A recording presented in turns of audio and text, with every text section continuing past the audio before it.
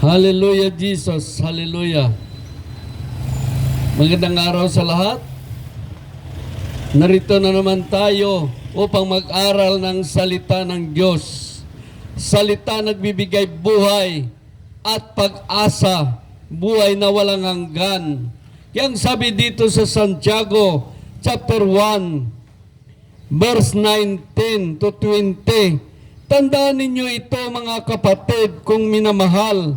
Matuto kayo, makinig, dahan-dahan sa pagsalita at huwag agad magalit, sapagkat ang galit ay di makakatulong sa tao upang maging matuwid sa paningin ng Diyos.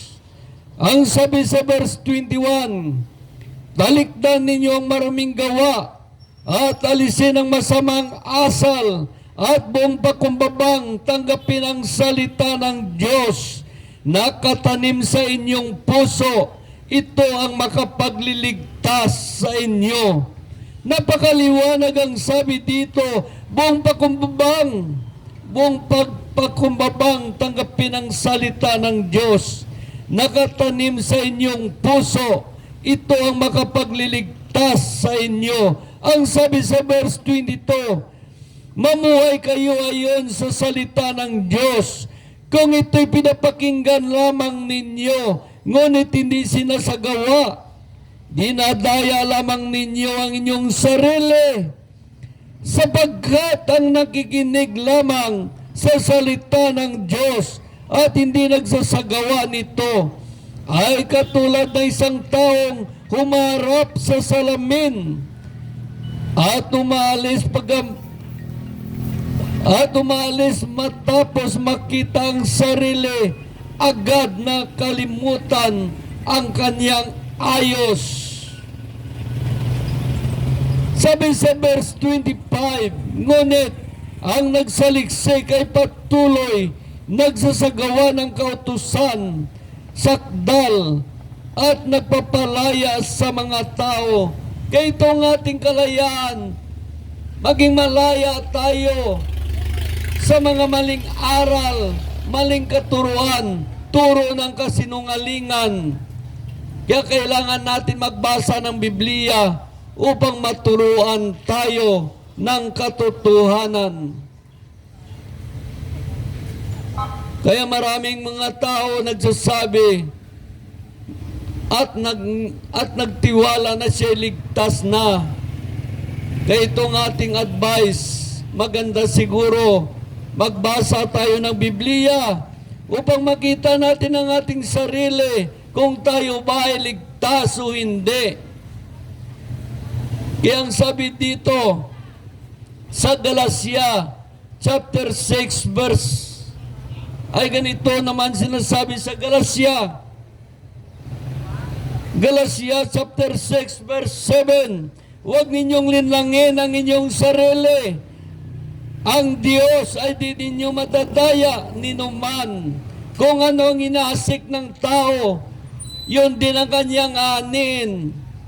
Ang nagsisikap ng mga bagay ukol sa laman ay nag-aani ng kamatayan. At ang nagsisikap ng mga bagay ukol sa Espiritu ay mag-aani ng buhay na walang hanggan. Kaya maliwanag ang sabi sa Marcos chapter 7 verse 21, hindi lahat tumatawag sa akin, Panginoon, Panginoon, ay papasok sa kaharian ng langit, kundi yaon lamang sumusunod sa kalooban ng Amang nasa langit. Kaya tanungin natin ang ating sarili kung tayo ba sumusunod sa kalooban ng Amang nasa langit. Ano ba ang kanyang kalooban? Simbahin mo siya sa Espiritu at katotohanan. Sinusunod ba natin ang kalooban ng Amang nasa langit? Dahil maliwanag ang sabi dito, hindi lahat tumatawag sa akin, Panginoon, Panginoon, ay papasok sa kaharian ng langit, kundi yaon lamang sumusunod sa kalooban ng Amang nasa langit. Kaya ang kalooban ng Amang nasa langit, hindi niya gusto na gumawa tayo ng kasalanan. Kaya maliwanag ang sabi dito, hindi lahat tumatawag sa aking Panginoon, Panginoon makapasok sa kaharian ng langit, kundi yaon lamang sumusunod sa kalooban ng Amang nasa langit. Kaya ang sabi naman sa Lucas chapter 6 verse 46, tinatawag ninyo akong Panginoon, Panginoon. Ngunit hindi naman ninyo ginagawa ang sinasabi ko. Napakaliwanag ang sabi ng Diyos. Hindi naman natin ginagawa ang ating sinasabi. Nasabi ng Diyos, huwag kang sumamba sa ribulto. Huwag kang gumawa ng kasalanan. Sinusunod ba natin ang Diyos? Kaya napakaliwanag. Kaya ang sabi dito sa Episo chapter 4, verse 17 to 18. Ang sabi dito, sa ngalan ng Panginoon, ito ang sinasabi ko, ginigiit na huwag na kayong mamuhay na gaya ng mga makasalanan, walang kabuluhan ang kanilang iniisip at wala silang pagkaunawa dahil sa kanilang kamangmangan at katigasan ng ulo, wala silang bahagi sa buhay na kaloob ng Diyos. Sila'y nagumon sa kahalayan at walang nakahiyan kaunti man. Wala silang inaatupag kundi pawang kalaswaan. Ang sabi sa verse 20, hindi ganyan ang natutunan ninyo kay Kristo kung talagang pinakinggan ninyo ang aral niya at naturuan kayo ng katotohanan kay Jesus. Iwan na ninyo ang dating pamumuhay, hubarin na ninyo ang dating pagkatao na nagpahamak dahil sa masamang pita. Magbago kayo ng diwa at pag-iisip. Ang dapat makita sa inyo ang bagong pagkatao na nilikha na kalarawan ng Diyos, kalarawan ng kanyang katwiran at kabanalan. Ito ang nais ng Diyos, maging kalarawan tayo ng Diyos, kalarawan ng kanyang katwiran at kabanalan upang tayo ay magtatagumpay sa lahat na gawa ng dyablo, mga daya ng dyablo sa ating buhay. Kaya napakaliwanag. Kaya ang sabi sa verse 30, huwag ninyong lulutan ng pigati ang Espiritu Santo, sapagat ito ang tatak ng Diyos sa inyo, ang katibayan ng inyong katubusan pagdating ng takdang araw. Ito pala ang tatak ng Diyos sa atin. Kaya dahil kung wala tayong tatak pagdating ng panahon, alam ba ninyo kung ano ang tatak sa atin? Espiritu ng Diyos. Dapat mayroon tayong tatak ng Espiritu ng Diyos. Dahil ang sabi dito sa pahayag, pagdating ng araw, kung wala tayong tatak ng Espiritu ng Diyos, tayo itapon sa lawang apoy na naglagablag, na siyang pangalawang kamatayan. Kaya ang sabi sa pahayag chapter 20, verse 15, itinapon sa lawang apoy ang sinumang hindi nakasulat ang pangalan sa aklat ng buhay. Bakit hindi na nakasulat ang pangalan sa aklat ng buhay? Dahil sila ay mga patay espiritual. Ang may mga Espiritu Santo lamang ang isinulat ng Diyos sa aklat ng buhay. Kaya pag-aralan mo ang iyong sarili, kung tayo ba ay may Espiritu ng Diyos. Dahil kung wala sa atin ang Espiritu ng Diyos, isa nga tayong patay sa kanyang harapan. Kaya sabi sa pahayag o revelasyon, chapter 20 verse 15, itinapon sa lawang apoy ang sino man hindi nakasulat ang pangalan sa aklat ng buhay. Hindi nasulat ang kanyang pangalan. Bakit? Dahil kanyang espiritu ay patay. Napakaliwanag. Kaya ang sabi sa Roma ay ganito, Roma chapter 8, ay ganito naman sinasabi sa Roma chapter 8 verse 1 to 2. Kaya nga hindi na hatulan ang at maparusahan ng mga nagipag-isa kay Kristo Isos. Sabi sa verse 2, wala na akong sa ilalim ng batas ng kasalanan at kamatayan sapagkat pinalaya na ako ng batas ng Espiritong nagbibigay buhay, bunga ng pakikipag-isa kay Kristo Isos. Kaya kung tayo ay nakipag-isa kay Kristo Isos, ang sabi dito sa ikalawang Korinto chapter 5 verse 17, kaya ang sino man nakipag-isa kay Kristo Isos ay isa ng bagong nilalang. Wala nang dating pagkatao, siya ay bago na. Kaya maraming mga tao, kilala lang nila si Kristo Isos, ngunit hindi sila nagipag-isa kay Kristo Isos. Dahil kung nagipag-isa tayo kay Kristo Isos, maliwanag ang sabi ng Biblia, dapat ito ang maging buhay ninyo. Kaya ang sino man nakipag-isa kay Kristo ay isa ng bagong nilalang. Isa ng bagong nilalang. Wala nang dating pagkatao, siya ay bago na. Napakaliwanag. Kaya kailangan natin makipag-isa kay Kristo Isos. Dahil kung nasa atin ang Espiritu ng Diyos, masunod natin ang Diyos. Kailangan ang mga tao ay ipanganak muli. Ipanganak muli dahil ang kanilang espiritu ay patay. Kaya ang sabi ni Jesus sa 1 chapter 3 verse 3, si Jesus nagsabat,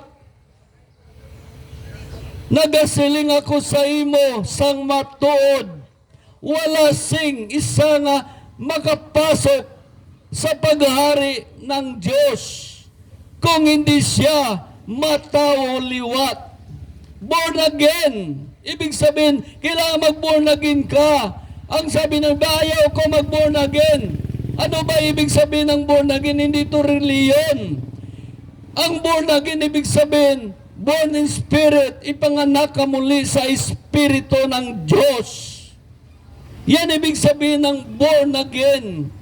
Maraming mga tao pag sinabi born again, parang na-allergy na sila.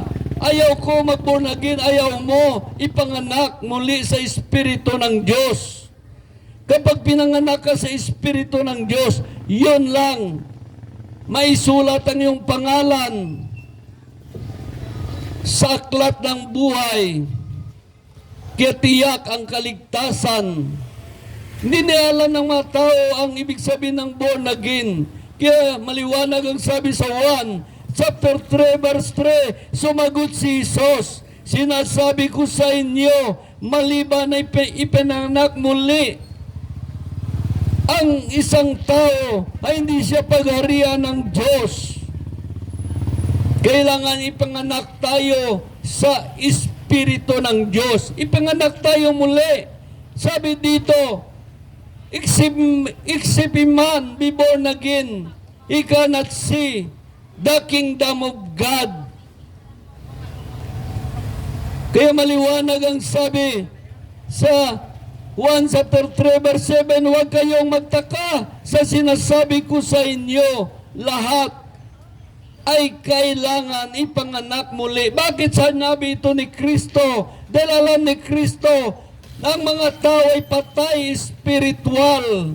Kailangan ipanganak muli ang iyong espiritu upang magkaroon ng signal sa Diyos, upang makaunawa sa salita ng Diyos. Kaya maraming mga tao hindi nakaunawa sa salita ng Diyos dahil ang kanilang espiritu ay patay. Naglalakad si Baba ng lupa. Buhay ang katawan at ang kaluluwa, ngunit patay ang espiritu. Ang akala ng tao, ang katawan natin ay totoong tayo, hindi. Damit lang ito, sisidlan lang ito ng ating kaluluwa. Ang kaluluwa natin, ang kalag natin, yun ang totoong tayo, hindi ang katawan natin. Akala mo pag namatay ang ating katawan, akala mo patay tayo, hindi. Buhay tayo. Katawan lang natin na mamatay. Kaya pag patay ang ating espiritu, naglalakad tayo sa ibabaw ng lupa na buhay. Kasama ng ating kaluluwa, ngunit ang ating espiritu patay. Kung sakaling mamatay ang ating katawan, saan pupunta ngayon ang iyong espiritu? Dahil patay ang saan pupunta ngayon ang iyong kaluluwa? Dahil patay ang iyong espiritu, malaglag siya doon sa kalaliman na walang hanggan. Ngunit kung tayo ay pinanganak muli sa espiritu ng Diyos, dahil tayo mga patay espiritual, born again in spirit, pinanganak tayo muli sa espiritu ng Diyos. Ibig sabihin, hello. Hello. Hello, hello. Hello. Hello, hello. Hello, hello. Hello, hello.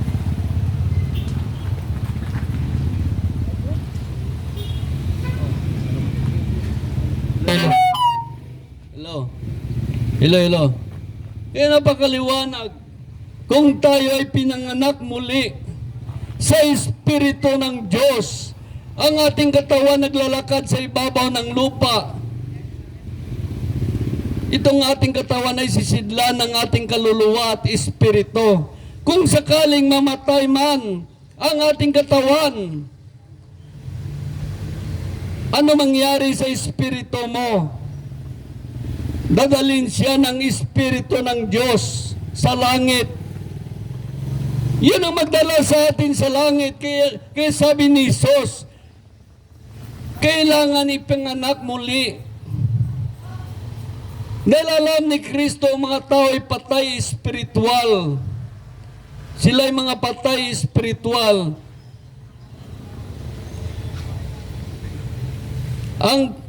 Pag ang tao ay hindi maipanganak sa espiritu ng Diyos, ay hindi niya makita ang kariyan ng Diyos na sa langit. Bakit? Paano makita kung patay ang iyong espiritu? Dahil ang Espiritu Santo magdala sa atin sa langit. Dahil ang sabi dito sa Roma, ay ganito ang sinasabi sa Roma, upang maunawaan ninyo, kailangan natin maging patnubay ang Espiritu ng Diyos. Roma chapter 8 verse 11, kung nanaan sa inyo ang Espiritu ng Diyos, siyang muling bumuhay kay Kristo Isos. Ang Diyos ding iyan ang magbibigay buhay sa inyong mga katawang namamatay sa pamagitan ng kanyang Espiritu na naan sa inyo. Kaya napakaliwanag, muli tayong bubuhayin ng Diyos pag nasa atin ang Espiritu ng Diyos.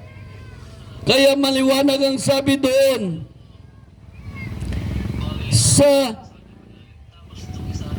pahayag o revelasyon, ang mga tao na wala sa kanilang espiritu, patay ang kanilang espiritu pag namatay siya. Ang sabi dito sa pahayag chapter 20 verse 15, itinapon sa lawang apoy ang sinumang hindi nakasulat ang pangalan sa aklat ng buhay.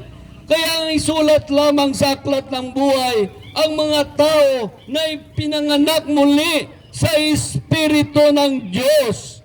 Born again. Kaya pag sabi na born again, ay ayaw namin born again, ang akala ninyo reliyon. Hindi ito isang relasyon sa Diyos. Ito kailangan natin. Maborn spirit tayo, ipinganak muli tayo sa Espiritu ng Diyos.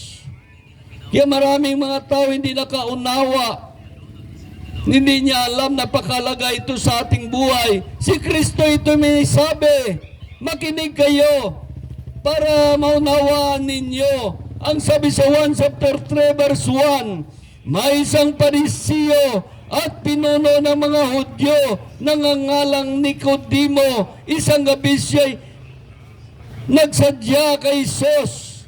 Rabi, sabi niya, nalalaman po namin kayo isang guro mula sa Diyos, sapagkat walang makagawa ng mga kababalaghang ginawa ninyo maliban sumaksa Kanya ang Diyos. Ang sabihin sa verse 3, sumagot si Jesus, sinasabi ko sa inyo, maliban ipinganak na muli ang isang tao, hindi siya paghaharian ng Diyos. Ang sabi sa verse 4, paano pong may panganak muli ang isang tao kung matanda na siya? Makapasok pa ba siya sa tiyan ng kanyang ina para ipanganak muli? Tanong ni Nicodemo, sinasabi ko sa inyo, ani ni Jesus, maliban ang tao ay pinanganak sa tubig at sa Espiritu, hindi siya paghaharian ng Diyos. Ang ipinanganak sa laman ay laman, at ang ipinanganak sa Espiritu ay Espiritu. Kaya huwag kayong magtaka sa sinasabi ko sa inyo, lahat kailangan ipanganak muli. Kaya sabi ni Jesus, yan ang requirements natin. Upang makapasok tayo sa kaharian ng langit, kailangan ipanganak tayo sa Espiritu ng Diyos. Dahil ang ating Espiritu ay patay sa paggawa ng kasalanan. Yun ang minana natin kay Adan at kay Eva.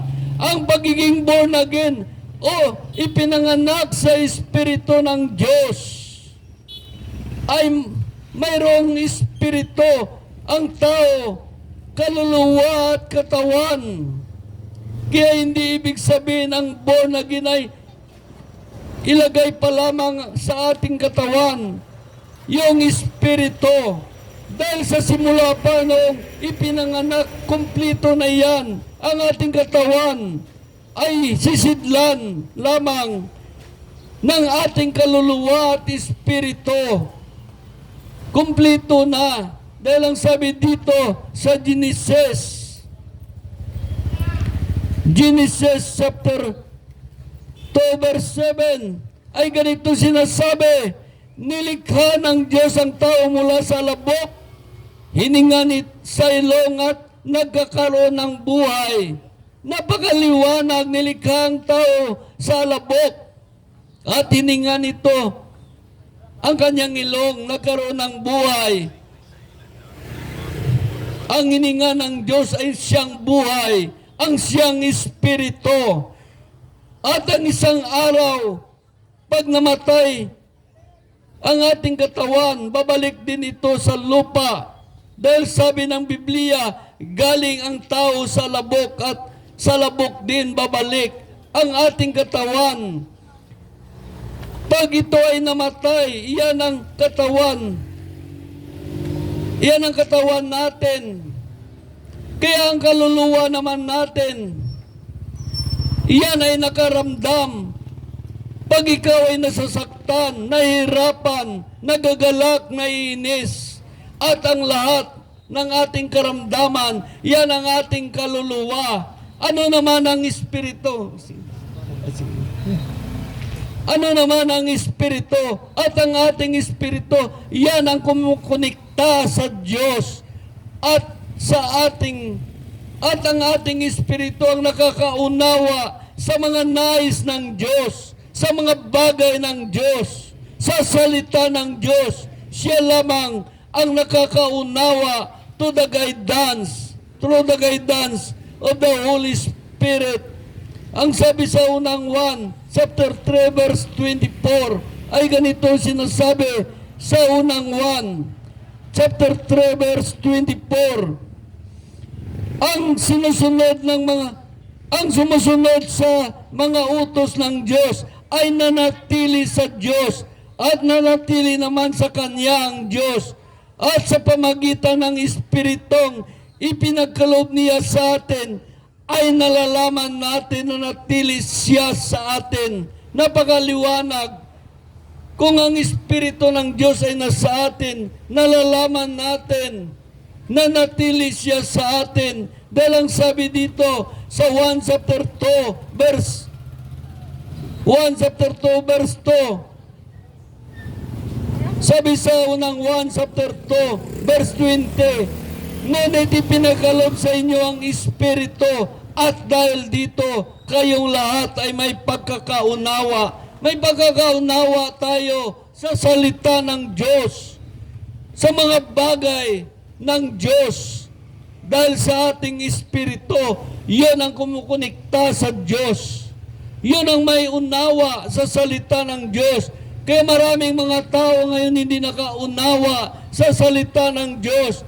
Dahil sila ay mga patay espiritual. Dahil sa paggawa ng kasalanan, tulad ni Adan at ni Eva, sila'y gumawa ng kasalanan. Kaya namatay ang kanilang espiritu. Namatay ang kanilang espiritu. Kaya napakaliwanag ngayon ang tao ay napahiwalay sa Diyos. Pag namatay ang kanyang espiritu, kung magkaroon ng kasalanan at pagsuway sa Diyos, ito'y spiritual death. Ito'y spiritual na kamatayan. Kaya ang sabi dito sa Santiago chapter 2, verse 26, patay ang katawan, hiwalay sa espiritu. Gayon din naman patay ang panampalataya, hiwalay sa gawa. Napakaliwanag, patay ang panampalataya, hiwalay sa gawa. Nanampalataya tayo sa Diyos. Nanampalataya tayo kay Kristo Isos. Ngunit gumagawa tayo ng kasalanan, kaya patay ang ating panampalataya. Dahil ang ating mga gawa ay puro paggawa ng kasalanan, puro kasamaan. Kaya napakaliwanag, ang ating espiritu ay patay. We were created. Patay ang ating espiritu. Sabi dito sa sa Santiago chapter 2, verse 26, patay ang katawan, hiwalay sa espiritu. Gayon din naman, patay ang panampalataya, hiwalay sa gawa. Tulad ni Adan at ni Eva, sila'y namatay. Ang kanilang espiritual, sinabi ng Diyos, huwag kang kumain ng bungang iyon. Ang sabi naman ni Satanas, kainin mo. Sino pinaniwalaan ni Adan at ni Eva? Ang pinaniwalaan niya ay si Satanas. Kaya namatay ang kanilang espiritu.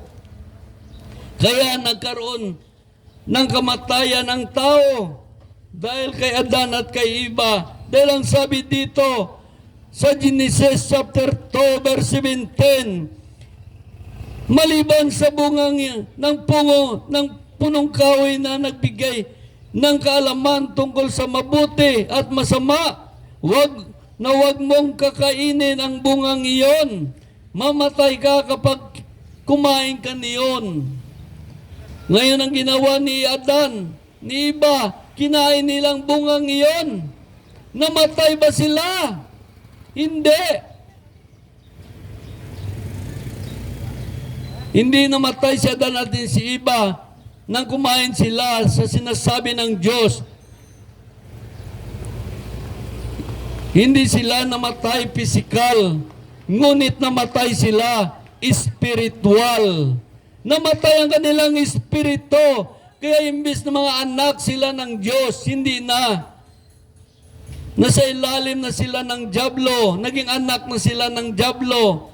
Dahil ang sabi sa 1 chapter 3 verse 8, ang nagpapatuloy sa pagkakasala ay kampo ng dyablo. Napakaliwanag. Ito ay isang kamatayang espiritual nangyayari kapag ang tao ay sumuway at gumawa ng kasalanan sa Diyos. Kaya sila ay namatay ang kanilang espiritu. Kaya ang sabi dito sa Efeso chapter 2, verse verse 1, noong una mga patay kayo dahil sa inyong pagsuway at mga kasalanan. Napakaliwanag noong una mga patay kayo dahil sa inyong pagsuway at mga kasalanan. Kaya si Adan, si Eva, namatay ang kanilang espiritu. Ito isang espiritual na kamatayan nang gumawa sila ng kasalanan. Ganon rin tayo ng mga tao, oras gumawa tayo ng kasalanan, umaalis ang espiritu ng Diyos sa kanila dahil sa kanilang pagsuway at paggawa ng kasalanan sa Diyos. Kaya ang tao ay nabubuhay sa ibabaw ng lupa, ay patay ang kanilang espiritu. Patay ang kanilang espiritu. Kaya maliwanag ang sabi sa Santiago chapter 2 verse 26, patay ang katawan, hiwalay sa espiritu. Gayon din naman, patay ang panampalataya, hiwalay sa gawa. Nanampalataya ka sa Diyos, nanampalataya kay Kristo Jesus, ngunit gumagawa ka ng kasalanan, kaya ang iyong panampalataya ay isang patay na panampalataya. Napakaliwanag. Wala na sa kanila ang espiritu ng Diyos. Kaya ang tao, patay ang espiritu ay nahiwalay sa Diyos. Hindi na makakaunawa sa mga bagay ng Diyos, sa salita ng Diyos. Hindi na niya maunawaan dahil yan ay walang koneksyon na sa Diyos. Wala nang relasyon sa Diyos. Lahat ba ng tao ay patay espiritual?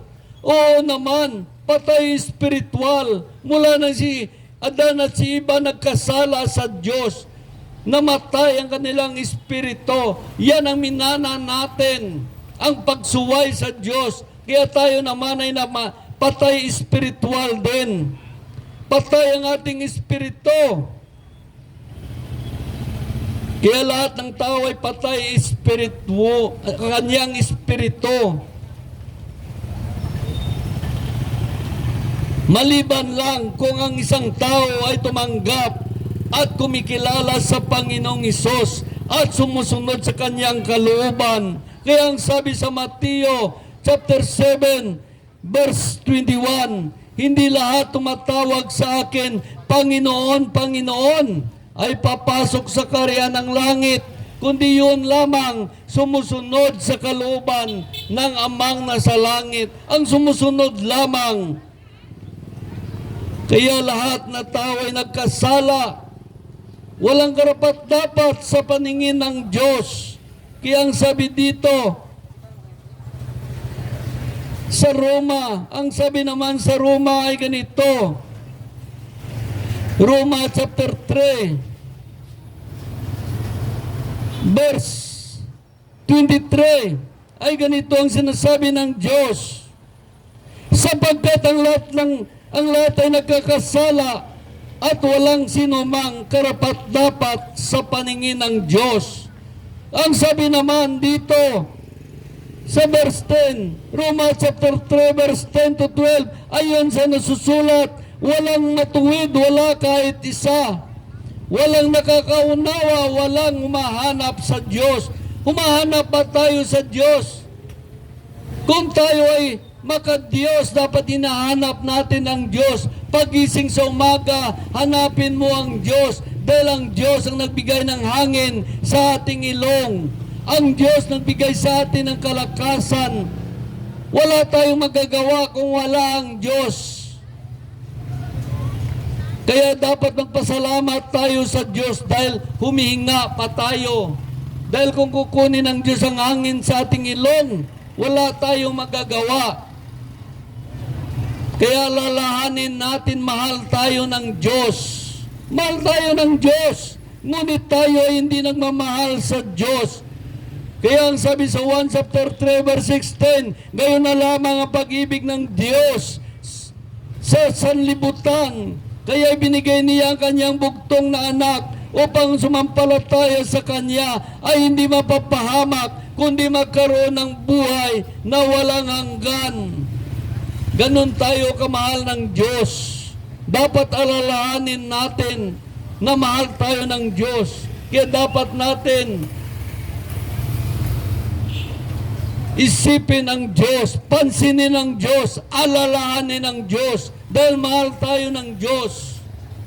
Dahil sa simula pa kay Adan at kay Eva, nabuksan na ang kamalayan mula sila nang sumuway, nang malaman nila ang good and evil, kaya pumasok na sa sanlibutan ang kasalanan. Kaya ang sabi sa Roma ay ganito, Roma chapter 5 verse 12, ay ganito sinasabi sa Roma chapter 5 verse 12, ang kasalanan ay pumasok sa sanlibutan sa pamagitan ng isang tao, at ang kamatayan sa pamagitan ng kasalanan niya. Dahil dito lumaganap ang kamatayan sa lahat ng tao, sapagkat lahat ay nagkakasala.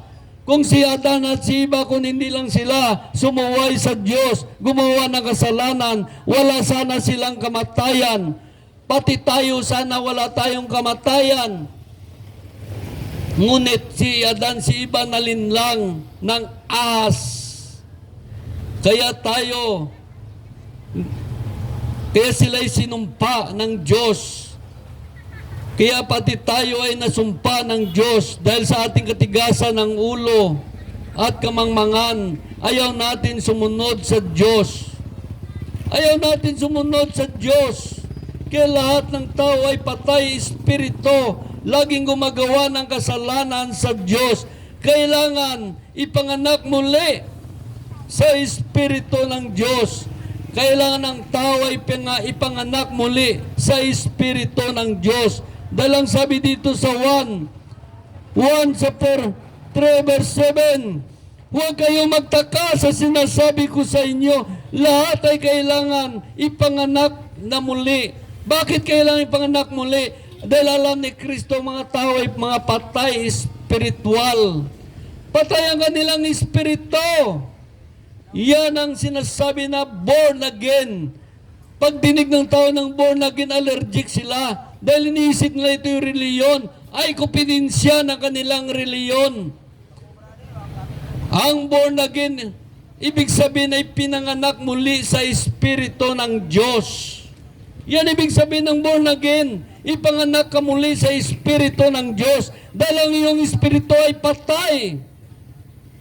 Hindi ito isang reliyon. Ito ay isang relasyon sa Diyos. Kailangan makipagrelasyon tayo sa Diyos.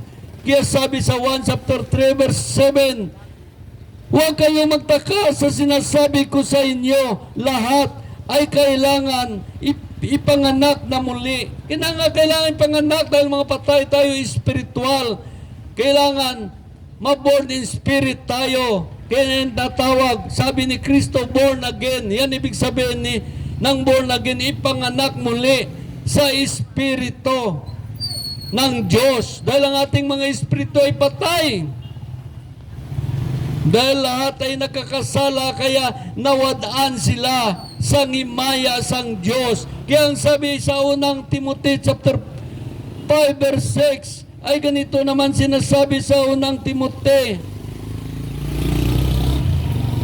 Unang Timothy chapter 5 verse 6, ay ganito, ngunit ang babaeng balo na nabubuhay sa kalayawan ay maituturing ng patay. Kaya kung isang babaeng balo namumuhay sa kalayawan, namumuhay sa paggawa ng kasalanan, ituturing patay. Ganon din tayo. Kung tayo ay namumuhay sa kasalanan, ay ituring na patay. Kaya ang sabi naman sa Episo ay ganito, Episo chapter 2, verse 1 to 3, nang una mga patay kayo dahil sa inyong pagsuway at mga kasalanan, sinusunod ninyo ang masamang takbo ng sanlibutan at napailalim kayo sa prinsipi ng kasamaan, ang espiritong naghahari sa mga taong suwael. Ito ang espiritu naghahari sa mga taong suwael na si Satanas. Dahil tayo ay kabilang sa mga ito, namumuhay ayon sa pita ng laman. at sinusunod ang masamang hilig ng katawan at pag-iisip. Kaya sa ating likas na kalagayan, kabilang tayo sa mga taong kinapuputan ng Diyos. Tayo ba isa sa kinapuputan ng Diyos? Tingnan natin ang ating sarili. Baka isa tayo kinapuputan ng Diyos dahil sa paggawa ng kasalanan at pagsuway sa Diyos. Kaya buhay pa ang tao, ngunit patay na ang espiritu. Patay spiritual. Walking dead. Naglalakad na ang katawan sa ibabaw ng lupa, ngunit patay ang espiritu. Parang sumbi, naglalakad sa ibabaw ng lupa. Naglalakad ang katawan at ang kaluluwa, ngunit patay ang espiritu. Kaya matawag sa atin walking dead, parang sumbi ang ating espiritual na kalagayan ng tao. Parang sumbi, dahil maliwanag ang sabi dito sa Ephesians chapter 2 verse 2, sinunod ninyo noon ang masamang takbo ng sanlibutan ito at napailalim kayo sa prinsipi ng kasamaan na si Satanas, ang espiritong nagahari sa mga taong suwael. Hallelujah! Kaya dapat natin malaman at ang ating sarili, kailangan natin magbasa upang maayos natin ang ating sarili sa harapan ng Diyos. Kaya sabi ni Kristo, kailangan mag-born again. Ayaw ko mag-born again. Kasi hindi niya naunawaan. Kaya sabi sa Uzias chapter 4 verse 6, napahamak ang aking bayan dahil sa kulang ng kaalaman. Lack of knowledge. Ang ibig sabihin ng born again, born in spirit. Si Jesus na may sabi niyan. Kailangan mag-born in spirit ka upang naglalakad ka sa ibabaw ng lupa. Buhay ang katawan, buhay ang kaluluwa at ang espiritu. Kung sakaling mamatay tayo, mamatay ang katawan, saan pupunta ang ating kaluluwa? Dali ng espiritu sa langit. Ngunit kung patay ang ating espiritu, sakaling mamatay ang ating katawan, maiwan na lang ang kaluluwa mo. Ang kalag mo, saan pupunta? Wala doon ang espiritu magdala sa kanya sa langit. Kaya malaglag siya doon sa pinakalalim. Pinakalalim sa impyerno. Yan ang dapat niyo malaman. Kasi minsan, mas naniwala kayo sa reliyon ninyo kaysa sa salita ng Diyos. Naniwala kayo sa salita ng tao, ngunit ayaw ninyo maniwala sa salita ng Diyos. Yan ang problema ng mga tao. Kaya ang sabi dito,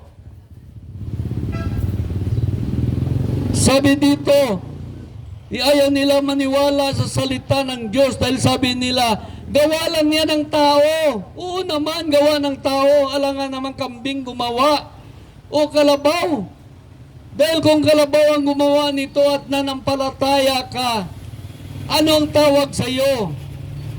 Kaya tao ang gumawa nito dahil tao ang iligtas ng Diyos. Kaya sabi sa Ikalawang Pedro, chapter 1 verse 20, higit sa lahat tandaan ninyo, walang makakaunawa, walang makapagpaliwanag sa alinmang hula ng kasulatan sa bisa ng kanyang sariling kakayahan, sapagkat hindi nabubuhat sa kalooban ng tao ang hula ng mga propita. Ito'y galing sa Diyos at ipinahayag sa mga taong kinakasihan ng Espiritu Santo. Napakaliwanag.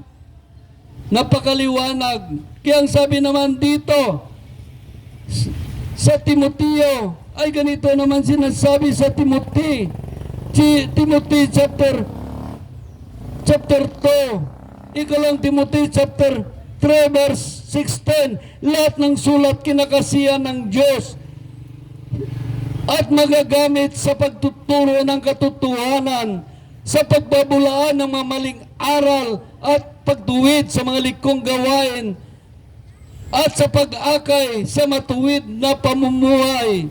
Napakaliwanag.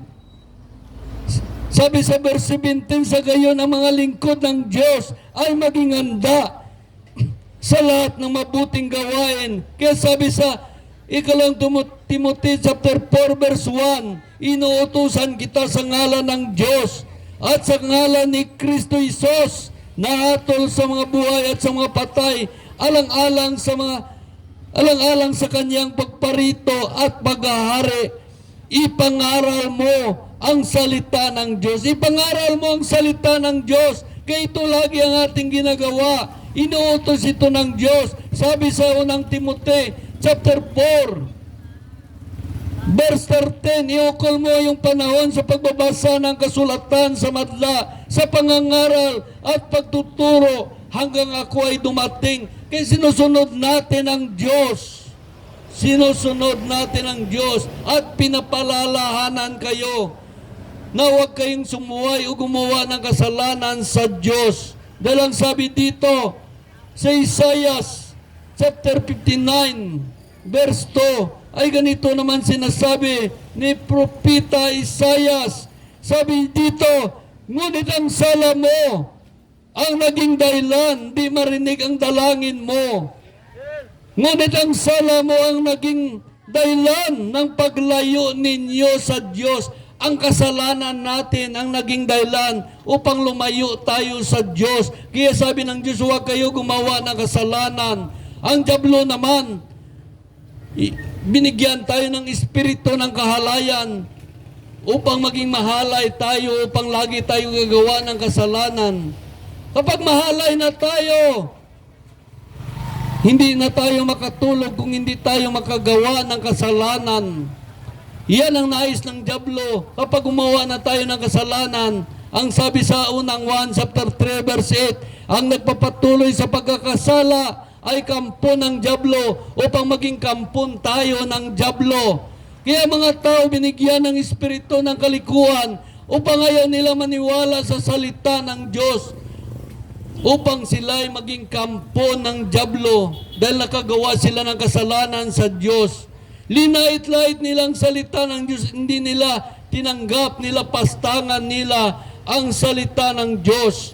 Kaya ang sabi naman dito sa 1 chapter 9 verse 31, ay ganito naman sinasabi sa 1 chapter 9 verse 31, alam natin, hindi pinapakinggan ng Diyos ang mga makasalanan, ngunit pinakinggan niya ang mga tunay na sumasamba sa Kanya at sumusunod sa Kanyang kalooban. Napakaliwanag, pinapakinggan ng Diyos ang mga tunay na sumasamba sa Kanya at sumusunod sa Kanyang kalooban. Kaya ang sabi sa Mateo chapter 7 verse 23, hindi lahat tumatawag sa aking Panginoon, Panginoon ay makapasok sa kaharian ng langit, kundi yaon lamang sumusunod sa kalooban ng Amang nasa langit. Ang pagsuway at paggawa ng kasalanan, ito isang mabigat na kasalanan sa Diyos. Isang mabigat na kasalanan sa Diyos. Tingnan natin dito si Haring Saul. Ginawa ng Diyos na bilang hari ng Israel. Ano ginawa ni Haring Saul? Siya ay sumuway sa Diyos. Ang mga utos ng Diyos hindi niya sinunod, hindi niya pinalagahan ang utos ng Diyos. Kay Haring Saul, siya ay pinatayo ng Diyos bilang hari ng Israel. Ngunit ano ginawa ni Saul? Ang sabi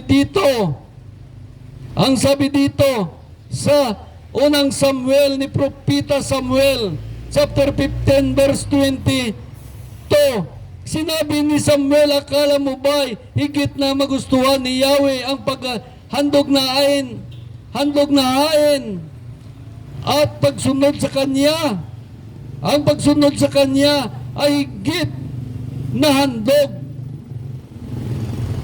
Ang pagsunod sa Diyos ay higit na handog. Ang sabi sa verse 23, ang pagsuway sa Kanya ay kasinsama ng pangkukulam at ang katigasan ng ulo ay tulad ng pagsamba sa disdiyusan, sapagkat sinuway mo si Yahweh, alisin ka sa pagiging hari ng Kanyang bayan. Ganon ang Diyos ka-istrikto. Yan, pinatayo ng Diyos si Haring Saul. Siya'y sumuway sa Diyos, kaya tinanggal kagad ng Diyos. Ganon ka-stricto ang Diyos. Kaya kung paano kung tayo naman lingkod ng Diyos, gumawa tayo ng kasalanan, sumuway sa Diyos, nagtitiyak pa ba tayo ay lingkod ng Diyos? Baka hindi na tayo lingkod ng Diyos.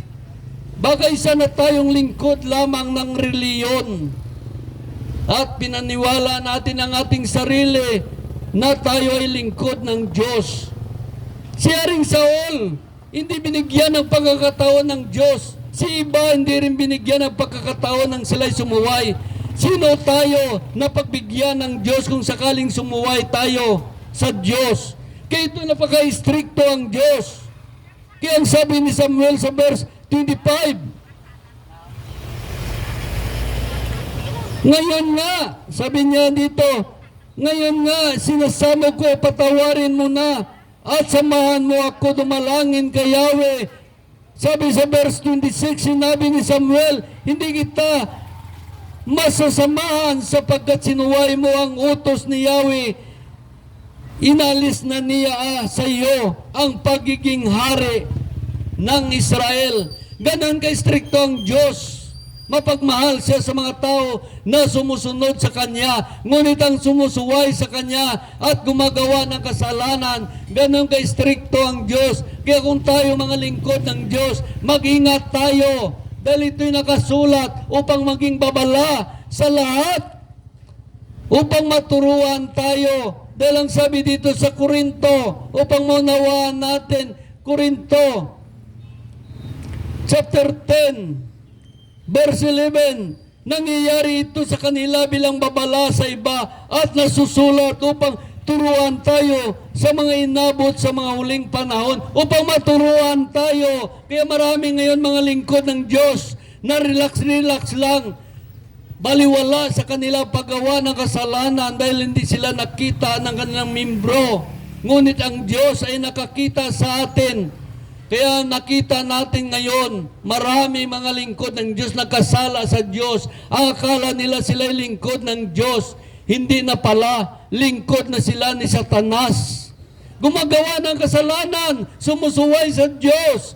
Kaya nagtuturo ng kasinungalingan, nagtuturo ng mga maling aral at maling katuruan. Sila ay mga lingkod lamang ng reliyon, hindi lingkod ng Diyos. Dahil ang lingkod ng Diyos ay nagsasalita ng salita ng Diyos. Kaya napakaliwanag. Tingnan mo, para pa sila mga abogado, ang kasalanan ay gusto pa nila hilot-hilutin. Parang doktor sila, gusto pa nilang doktoran ang kasalanan, gagawin na hagan-hagan lang at tumingi ka ng kapatawaran sa Diyos. Ang paghingi ng kapatawaran ay minsan lang, hindi abuso. Hingi ka ngayon, gagawa kang kasalanan. Hingi ka naman ng kapatawaran, hingi ka naman ng gagawa ka naman kasalanan, hingi ka ng kapatawaran, gagawa ng kasalanan. Sino niloko mo? Ang Diyos ang niloko mo. Kaya ang sabi dito sa Galatia chapter 6 verse 7, huwag ninyong linlangin ang inyong sarili.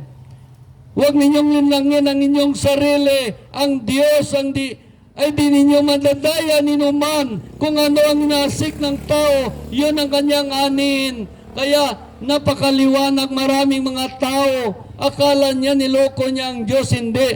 Sarili mo niloko. Dahil ikaw naman nabagsak sa impyerno pagdating ng iyong kamatayan. Sabihin naman akong patawaran sa Diyos. Paano mo masabi na pinatawad ka ng Diyos? Narinig mo ba? Silent. Kaya pagdating ng iyong kamatayan, magulat ka, impyerno ka pala.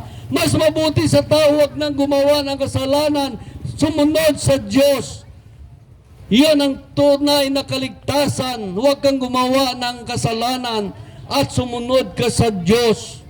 Kaya maliwanag sabi sa Mateo chapter 7 verse 21, hindi lahat tumatawag sa aking Panginoon, Panginoon ay papasok sa karyan ng langit, kundi yaon lamang sumusunod sa kalooban ng Amang nasa langit. Hallelujah, napakaliwanag.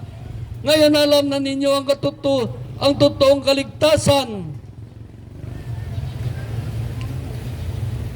Ngayon alam na ninyo ang totoong kaligtasan buhat kay Kristo. Sabi niya, mag-born again, kailangan ipanganak muli sa Espiritu ng Diyos. Ito isang biyaya ng Diyos. Itong biyaya ng Diyos. Ito'y biyaya ng Diyos sa isang makasalanan na kailangan magbalik loob sa Diyos at humingi ng kapatawaran at huwag na muling ulitin. Dahil kung sabihin ng naman ng tagapagturo, ay mga gumawa ka ng kasalanan, hingi ka lang kapatawaran. Tama naman yan. Pero kung paulit-ulit mo ginagawa sa Diyos, niluloko mo lang ang Diyos. Diyos pa ang niloko mo. Ano kaya ang mayor? Ano kaya ang congressman, ang presidente? Gumawa ka ng kasalanan. Katapos humingi ka ng kapatawaran sa kanila, pinatawad ka. Katapos sinulit mo, gumawa ka ulit ng kasalanan. Pangalawa, kaya mapatawad ka. Pangatlo, Diyos pa kaya? Napaka-istrikto ng ang Diyos. Siya'y matuwid na hukom. Kaya kailangan natin magbalik loob sa Diyos. At dahil sa kagandang loob ng Diyos, nasib tayo sa pamagitan ni Kristo Isos, sa pamagitan ng grasya ng Diyos. Ito ang nakakatakot sa atin. Sobra nating maraming alam at pinaniwalaan, pero hanggang ngayon ay patay pa rin tayo espiritual. Patay pa rin ang ating espiritu dahil sa ating katigasan ng ulo at kamangmangan. Patuloy natin ito ginagawa sa Diyos kung magawa tayo ng kasalanan. Dahil sa ating katigasan ng ulo at kamangmangan. Kaya sabi dito sa Kawikaan, chapter 16, verse 22, ang karunungan ay panakit sa matatalino, ngunit mahirap turuan ang mangmang na tao. Kaya tayo, hindi naman tayo mangmang, kaya hindi tayo mahirap turuan. Dahil sabi sa Kawikaan chapter 1, verse 7, ang pagkatakot kay Yahweh ay simula ng karunungan. Ang pagkatakot sa Diyos ay simula ng karunungan. Kaya alam ko, hindi naman tayo mangmang na sinasabi ng banal na aklat. Dapat masunod natin ang Diyos. Dahil sabi dito, dahil sa ating katigasan ng ulo at kamangmangan, namatay tayo na isang makasalanan. Isa tayong sumbi naglalakad na buhay ang katawan at ang kaluluwa na totoong tayo. Ngunit patay ang espiritu. Maraming mga tao pa ngayon paniwala niya, itong katawan natin ay tayo. Hindi. Ang katawan natin ay sisidlan lamang ng ating kaluluwa. Ang kaluluwa, yun ang totoong tayo. Kaya pag namatay ang ating katawan, buhay tayo. Buhay ang ating kaluluwa na totoong tayo. Kaya kung patay ang ating espiritu, saan pupunta ang kaluluwa natin? Wala ang espiritu magdala sa kanya sa langit. Ngunit kung pinanganak ka muli sa espiritu ng Diyos, born again in spirit, pinanganak ka muli sa espiritu ng Diyos, buhay ang iyong katawan, nasisidlan ang iyong kaluluwa at espiritu. Sakaling namatay ang iyong katawan, ang iyong espiritu ay buhay. Saan siya pupunta? Dadalhin siya ng Espiritu Santo sa langit. Kaya kailangan, sabi ni Kristo, kailangan ipanganak muli ang isang tao. Dahil kapag hindi siya pinanganak, hindi niya makita ang kariyan ng langit. Dahil wala ang Espiritu Santo magdala sa kanya sa langit. Kaya kailangan ipanganak muli, born in spirit, born again. Kaya maraming mga tao ngayon walang alam. Ay, ayaw ko mag-born again. Akala nila reliyon. Hindi ito reliyon. Relasyon. Tinuturo namin dito kung paano kayo may pagrelasyon sa Diyos. kung paano sumunod sa Diyos. Hindi reliyon nituro namin. Kung paano mo masunod ang Diyos para ikaw ay maligtas. Yan ang tinuturo namin dito. Kaya maraming mga tao napapahamak dahil ang kanyang espiritu ay patay. Tayo ay namatay, tuloy-tuloy na sa ating patutunguhan. Kaya maraming mga tao ngayon naglalakad na parang zombi, naglalakad na buhay ang katawan at ang kaluluwa, ngunit patay ang espiritu. Pag patay ang ating espiritu ay tayo ay mamatay, tuloy-tuloy. Iyan sa ating paghiwalay sa Diyos hanggang tayo ay mahulog sa kapamakan sa impyerno. Kailangan ipanganak muli, sabi ni Jesus, upang pag pinanganak ka muli, pinanganak ka sa Espiritu ng Diyos. Ang Espiritu ng Diyos ang magdala sa iyo sa langit. Maraming tao ayaw naman. Akala nila reliyon dahil dinaya sila na kanilang reliyon. Sabi niya, ay maborn again ka. Hindi nila alam ang born again. Tinatawanan pa nila, sabi ni Kristo na dapat ipanganak ka sa Espiritu ng Diyos. Ha ha ha ha ha. Sabi nila, di ba? Napakaliwanag. Sabi ni Jesus, dapat ipanganak ka muli sa Espiritu ng Diyos. Ang sagutin niyo, ha ha ha ha. Ano ako, si Raulo? Oh, tingnan natin, sino ba ang mangmang? Kaya sabi ng Diyos, maraming napapahamak dahil sa kanilang katigasan ng ulo at kamangmangan. Napakaliwanag. Kaya pag-aralan natin ang Lucas para malaman natin kung ano mangyari din sa atin. Sabi sa Lucas ay ganito, Lucas chapter 16, pag namatay tayo, para malaman nyo kung saan kayo pupunta. Dahil sinabi ng Diyos ang kasapitan ng tao, sabi dito, sa Lucas chapter 16 verse 19, may isang mayaman nagdaramit ng mamahalin at sagana sa pagkain araw-araw, at may isa sa mga pulubing nangangalang Lazaro, padtad ng sugat at nakalupaypay, nakandusay sa pintuan ng mayaman upang mamulot kahit mumog, nahulog mula sa hapag ng mayaman at do'y dinidilaan ng aso at dinidilaan ng kanyang mga sugat.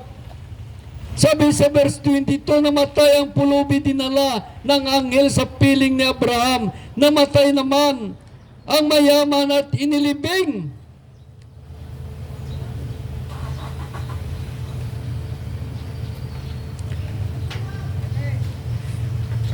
Sa gitna ng kanyang pagdurusa sa Hades, sa impyerno, tumingala ang mayaman sa kanyang natanaw. Sa malayo si Abraham, kapiling ni Lazaro. Sumisigaw siya, amang Abraham, mabagpo kayo sa akin, utusan ninyo si Lazaro, isawsaw sa tubig ang dulo ng kanyang daliri at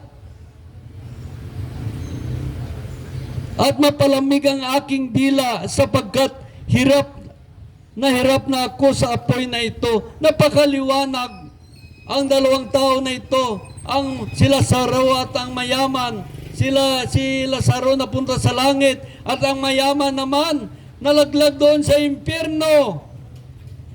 Nalaglag siya doon dahil sabi dito, nung humingi siya ng tulong kay Abraham, sabi niya, ngunit sinabi sa kanya ni Abraham, anak, alalahanin mong nagpasasa ka sa buhay sa ibabaw ng lupa, at si Lazaro nagtitiis ng kahirapan, ngunit ngayon inaaliw siya rito, samantala ikaw ay nagdurusa. Kaya ganyan tayo, kapag tayo ay patay espiritual, magdurusa tayo sa impyerno. Ito ang unang kamatayan natin, ang paghiwalay ang katawan sa kaluluwa. At dahil patay ang ating espiritu, pag ikaw ay namatay, maiwalay ka ngayon sa Diyos. may walay ka na sa Diyos. At maranasan mo ngayon ang ikalawang kamatayan. Kaya ang mga tao na gumagawa ng kasalanan, napatay ang espiritu. Pag namatay siya, ang kanyang katawan, ang kanyang kaluluwa muling patayin sa impyerno ng Diyos. Ikalawang kamatayan. Bakit hindi naman siya patay doon? Forever siya nagdurusa. Tinatawag na patay kasi napahiwalay na siya sa Diyos. Napalayo na siya, nahiwalay na siya sa Diyos. Kaya para na rin siyang patay. Kaya ganyan nangyayari. Kaya ang sabi dito, at maranasan niya ngayon ang ikalawang kamatayan. Kaya ang sabi sa Revelation chapter 20 ay ganito, verse 14, verse 15.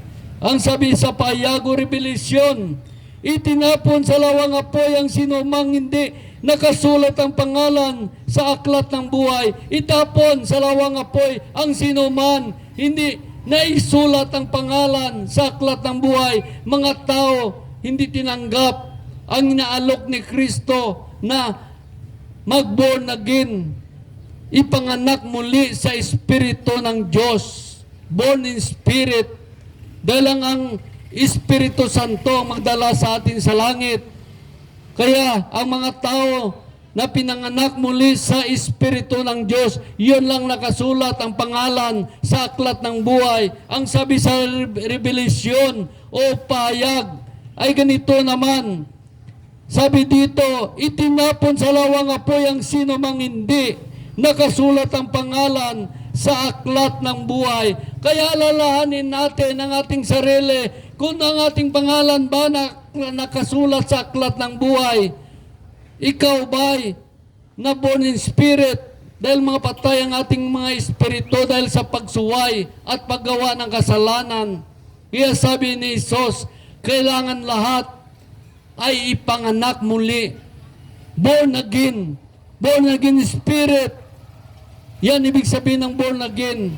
Binigyan ito ng maling kahulugan ng mga mangmang at mahina. Kaya ang sabi dito sa ikalawang Pedro ay ganito naman sinasabi sa ikalawang Pedro. Sabi dito sa lahat ng sulat niya tungkol sa paksang ito, ganito ang lagi niyang paalala, may ilang bahagi sa kanyang mga liham na mahirap unawain at binigyan ng maling kahulugan ng mga mangmang at mahina. Ganyan din ang kanilang ginawa sa ibang mga kasulatan. Kaya ipinahamak nila ang kanilang sarili. Kaya kailangan natin magbasa ng salita ng Diyos upang hindi natin mapahamak ang ating sarili. Maganda na inaalok ni Kristo. Kailangan mo ipanganak muli sa Espiritu ng Diyos. Kailangan mag-born again ka. Ipanganak ka muli sa Espiritu ng Diyos. Born in Spirit. Ano ang sagot nyo? Ayaw ko. Ayaw ko. Kaya sabi ng Diyos dito sa Episo ay ganito. Episo chapter 5 verse 7. Huwag kayong angal. Unawain ninyo kung anong kalooban ng Panginoon. Ang sabi dito sa verse 10, pag-aralan ninyo kung ano ang kalugod-lugod sa Panginoon. Kaya ang sabi sa verse 15, kaya ingatan ninyo kung paano mamuhay. Mamuhay kayo tulad ng isang matalino, di tulad ng isang mangmang. Sapagkat masama ngayon ang takbo ng panahon. Nakita na ninyo sa ibang lugar na disyerto ay baha doon. At sa mga lugar naman na tubig ay parang magdisyerto na siya. Ang sabi ng siya ng gobyerno, climate change. Totoo naman yan, climate change. Pero kung nagbabasa ka ng Biblia, ang ibig sabihin nun, iyan ay tanda ng pagbalik ni Kristo. Sa pagbalik ni Kristo, handa ka na ba? Sa pagbalik ni Kristo, ay katapusan ng mundo. Ang pagbalik ni Kristo, katapusan na ng sanlibutan. Ano pa gagawin mo sa kayamanan mo kung ito'y katapusan ng mundo? Kita mo may mga gira na mga balabalita. Ganyan ang sinasabi ng banal na aklat pagdating ng malapit na ang wakas. May mga tanda ng mga labanan, gira, may mga lindol. Kita mo mga lindol, maraming namatay. Baha, maraming namatay. Yan ay tanda ng pagbalik ni Kristo. Kaya kung sakaling makabalik si Kristo, handa ka na ba? Kaya mag-aral kayo ng salita ng Diyos upang mihanda ninyo ang sarili ninyo dahil ang kaligtasan ay napakalaga sa ating buhay. Ngunit ang kaligtasan, pinubaya natin sa ating reliyon. Pinabaya natin sa reliyon natin dahil sa kulang ng kaalaman, lack of knowledge. Hindi ninyo alam kung gaano kalaki ang halaga ng kaligtasan. Hindi mabili ng bilyon, hindi mabili ng trilyon ang kaligtasan ng isang tao. Pinaubaya lang ninyo sa reliyon ninyo. Bakit hindi kayo magsaliksik? Sabi ng Diyos, magsaliksik, mag-aral ng kanyang salita. Bakit kailangan? Upang masunod natin ang Diyos, upang makamit natin ang totoong kaligtasan na nais natin. Kaya maraming mga tao pinaasa lang sa Kanya. Pinaasa lang siya ng kanyang reliyon. Ligtas tayo lang maligtas. Wala yan sa kasulatan sa Biblia. Ang sinasabi ng banal na aklat, ang sumusunod lamang sa Diyos, ang makapasok sa karyan ng langit, ngunit ang sumusuway at gumagawa ng kasalanan, tiyak ang kanilang kapahamakan. Yun lang aking mensahe sa inyo. Sana may napulot kayong aral. Ito'y aral para sa kabuti natin. Ito'y aral ni Kristo Jesus. Kaya ang sabi dito, kaya kailangan natin, tayo ay nikayat ang lahat magbasa ng Biblia upang di tayo madaya ng reliyon. Hindi tayo madaya ng mandarayang aral, turo ng kasinungalingan, aral ng dyablo. Dahil maliwanag ang sabi ng Espiritu, sa huling araw ay ganito, sabi sa Timoteo, sinabi na ng Diyos kay Timothy, chapter 4, verse 1 to 2, maliwanag sinasabi ng Espiritu, sa huling panahon, iwan na ilan ng panampalataya, susundin nila ang mga mandarayang espiritu at mga aral ng dyablo, dahil sa paninlang ng mga sinungaling na budi, na may tatak na pagiging alipin ni Satanas. Kaya tingnan nyo, magbasa kayo para malaman nyo ang inyong reliyon. Baka may tatak na pagiging alipin ni Satanas. Kaya magbasa kayo ng Biblia. Paano kung doon kayo sumanib sa isang reliyon na may tatak na pagiging alipin ni Satanas? Ligtas ka ba?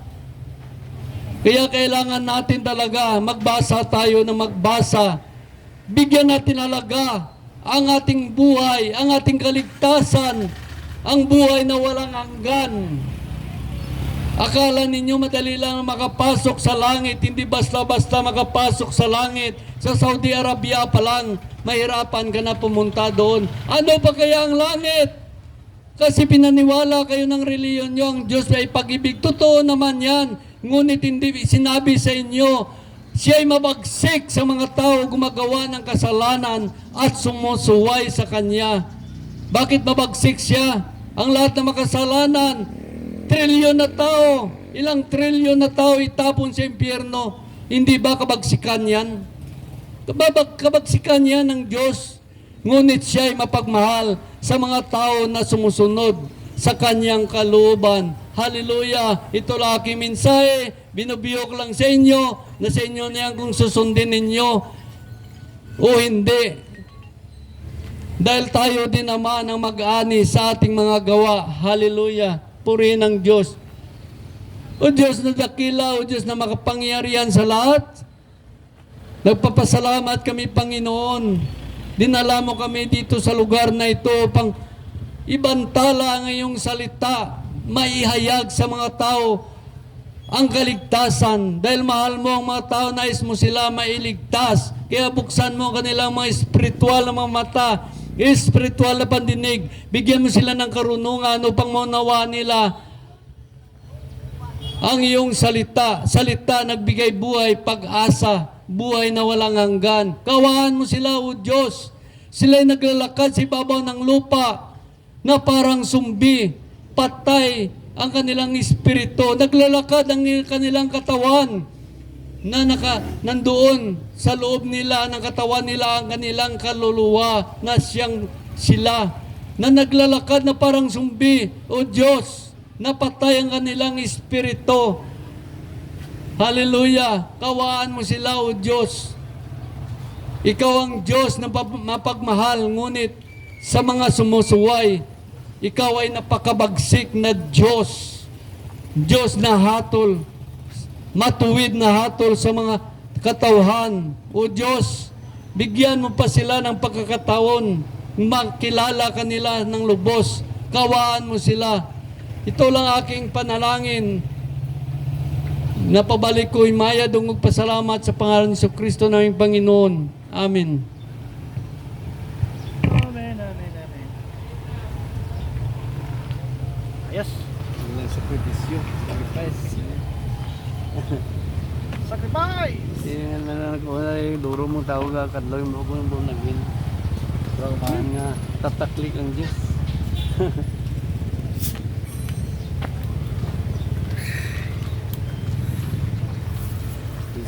Sige lang tang, sige. Piyos. Mga piyos gimana ang kwan. Diyos ang pinsan. Baklan mo ta na may huk ba to kada may huk ba daw pero no. Kita mo ra mo. Mo ri ang kwan mo. Ang wok na, ilang taong ubi sa Ang may da plastic rin na plastic. may yan kani ang kwan. Yan kani ang sa electronics.